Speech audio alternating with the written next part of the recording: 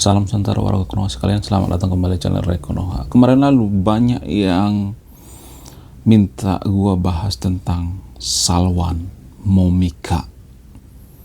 Ya, karena saya penasaran, saya cari data, sumber referensi. Wow, gila ini orangnya.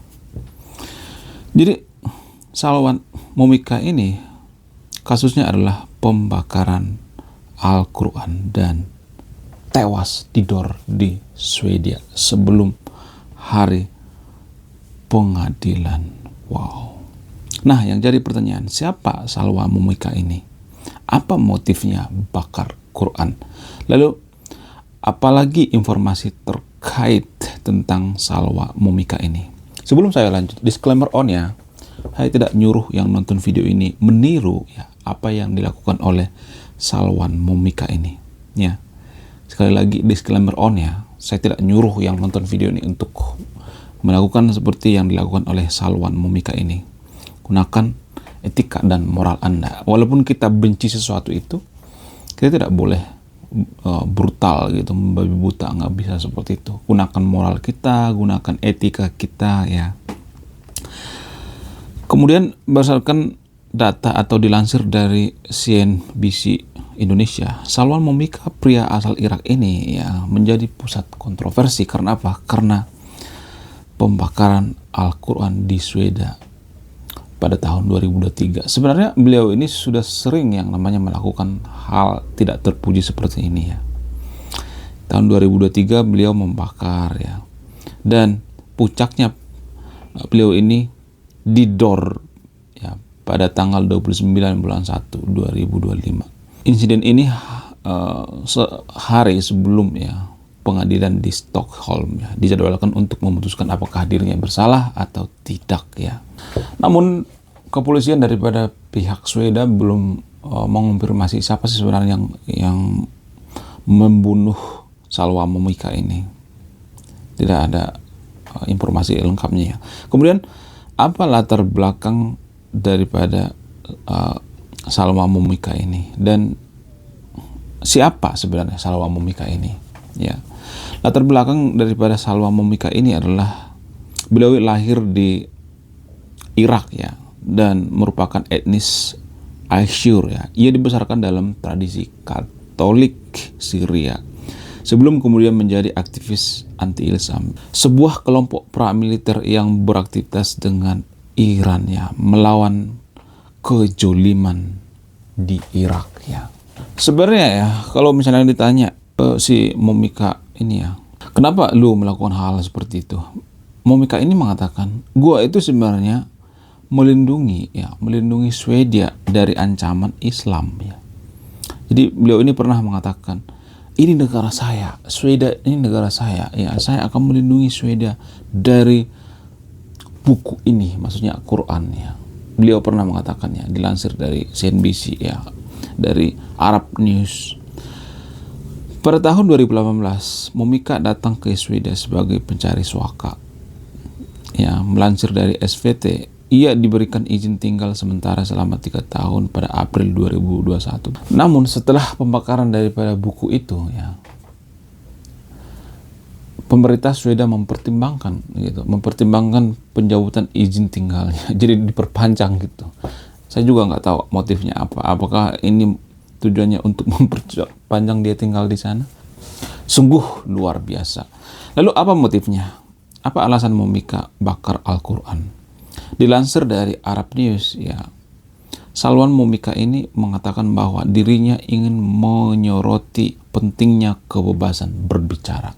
Free speak ya, kita harus bebas berbicara, itu yang dikatakan atau itu motif daripada Salwan Momika ini. Ini adalah demokrasi, ini dalam bahaya jika ya memberitahu kita bahwa tidak bisa melakukan ini sembari memegang Al-Quran ya. Saat berbicara ke beberapa surat kabar lokal ya seperti Expression ya, Momika menyadari bahwa aksi itu akan memicu reaksi keras. Dia bahkan menuturkan jika dirinya menerima ribuan ancaman ya. Kemudian yang ada juga yang semacam kontroversi ya, pro dan kontra, karena pemerintah Swedia itu mengizinkan, pengadilan daripada Swedia ini mengizinkan melakukan aksi tersebut. Ini bagian daripada free speech. Saya juga nggak tahu ya apakah itu dibenarkan atau tidak ya. Jadi pada intinya tujuan daripada Salwan Momika ini ya, beliau ini membakar Quran itu menunjukkan bahwa itu adalah kebebasan dalam berbicara. Tapi kalau di Swedia hal seperti itu ada izinnya ternyata ya dari pihak pengadilan. Saya juga bingung ya kok bisa ada pengadilan yang mengizinkan seperti itu ya. Sungguh di luar nurul ya. Jadi gini guys ya, saya sarankan yang nonton video ini, kalaupun kita membenci sesuatu, jangan membenci berlebihan gitu. Menurut saya ini berlebihan ya, Salwan Momika ini.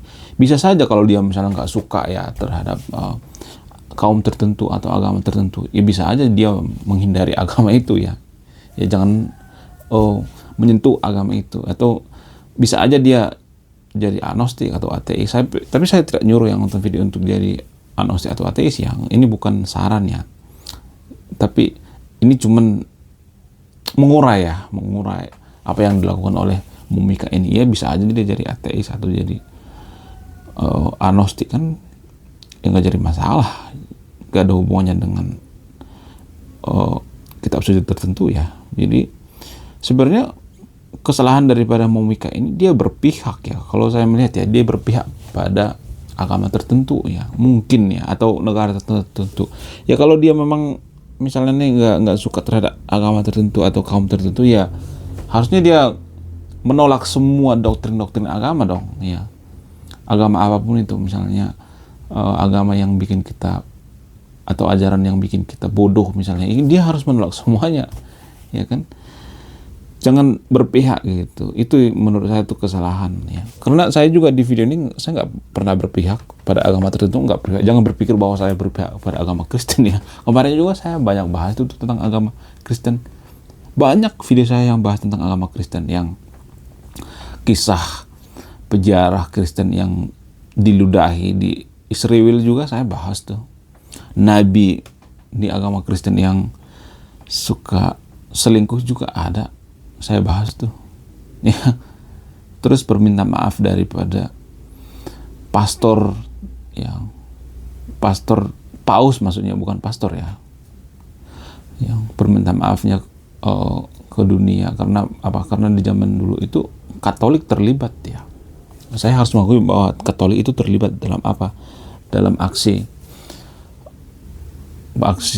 peperangan ya, seperti yang dilakukan oleh orang-orang Amerika terhadap pribumi ya. Ada banyak tuh sebenarnya. Jadi saya tidak berpihak pada agama tertentu. Menurut saya itu ya bisa aja ya, misalnya Momika ini kalau mau kritisi, dia mengkritisi semua agama dong, jangan hanya agama tertentu ya, semua agama dikritisi. Saya juga sangat sering mengkritik tentang agama Yahudi ya, karena ada satu yang saya tidak setuju dengan ide daripada agama Yahudi. Apa itu?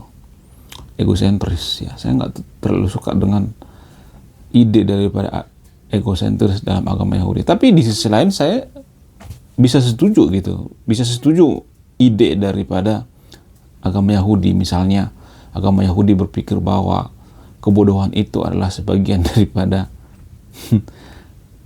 aib ya. Jadi dalam agama Yahudi itu orang bodoh itu dilarang ya. Makanya orang Yahudi itu pintar-pintar. Kenapa? Karena mereka itu dididik ya, dari kecil itu dididik ya. Saya setuju ide agama Yahudi. Jadi saya tuh misalnya nih, kalau misalnya nih mengkritisi agama tertentu, saya nggak mengkritisi semuanya ya, sebagian ya. Sama seperti agama mayoritas di Konoha juga. Kalau misalnya kadang saya mengkritik, saya nggak mengkritik semuanya gitu. Ada juga hal yang baik-baik dari agama mayoritas di Konoha. Seperti apa misalnya? Seperti misalnya ada juga orang-orang ya, misalnya atau pemuka-pemuka agama mayoritas di Konoha itu yang namanya mau berbagi ya, berbagi. Menurut saya itu hal yang menarik dari agama mayoritas di Konoha ya, berbagi, sedekah ya. Tapi ya kadang juga sedekah ini kan dimanfaatkan oleh oknum-oknum tertentu ya. Tapi menurut saya itu ya itulah yang mempengaruhi kenapa warga Konoha itu negara yang paling berderma sedunia, yang paling dermawan sedunia. Itu yang saya salut daripada agama mayoritas di Konoha. Jadi nggak semua gitu, nggak semua saya menolak idenya gitu. Agama Kristen juga seperti itu.